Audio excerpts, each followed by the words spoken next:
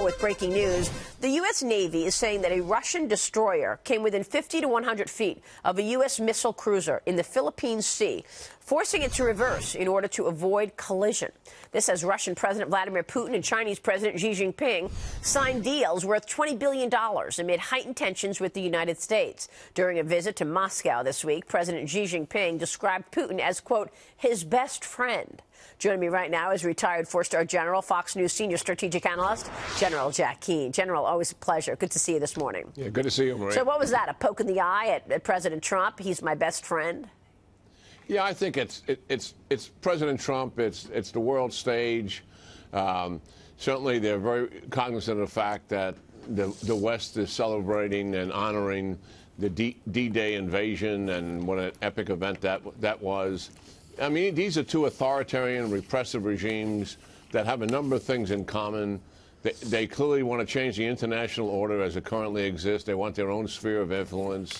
They obviously look at the United States as an adversary much more than just a competitor.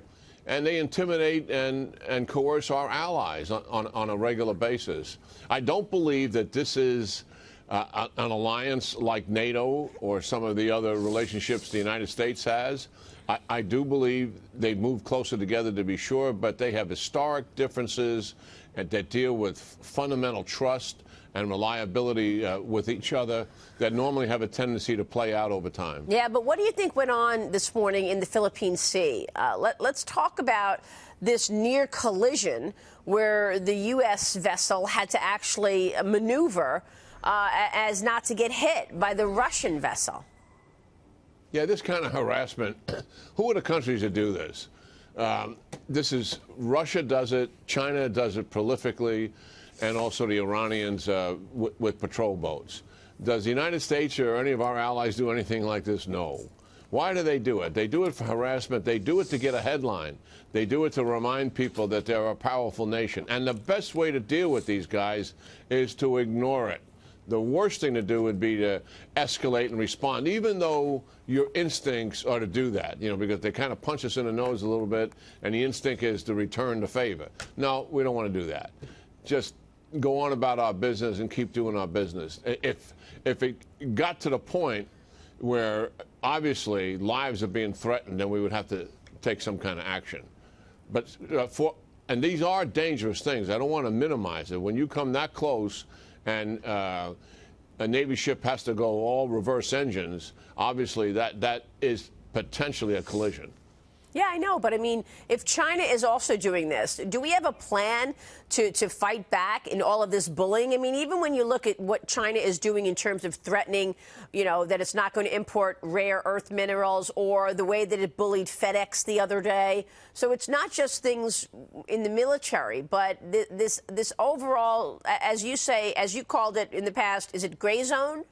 Yeah, it's gray zone operations. Russia, it's hybrid warfare. Both countries are operating below the level of conflict. They actually believe they're on some kind of a war footing right now against the United States. They just redefined warfare. And it's information operations, it's intimidation, it's coercion, it's violating air and maritime rights.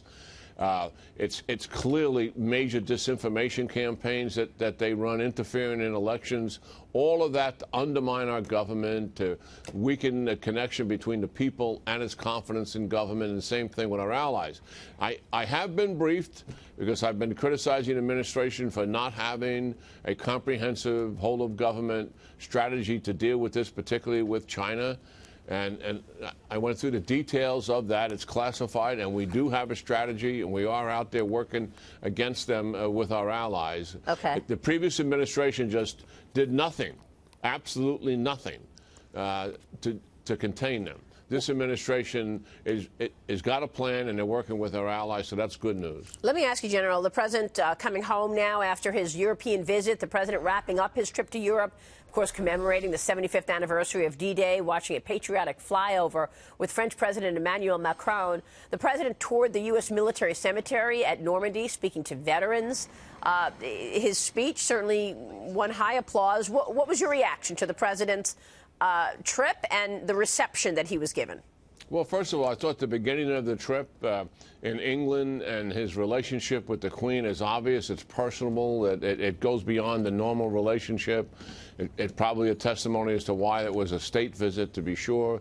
He grew up in a family that had great reverence and respect for this Queen, and now he has a relationship with her. He must pinch himself a little bit, you know, in terms of what's happened to him on a personal basis. He also really threw a bone to England in terms of we're gonna do a deal after Brexit, a major trade deal, and that is really good news. And of course, what happened in D-Day, I think it's the best speech he's made since he's been president. Yeah, it was very moving, and it was nice to see the commemoration. We honored these folks. These people who took the ultimate sacrifice to defend our freedoms. We will honor them forever. General, it's good to see you. Thanks so much. Yeah, good talking to you, Maria. And to you. Thank you, General Jack Keane there joining us.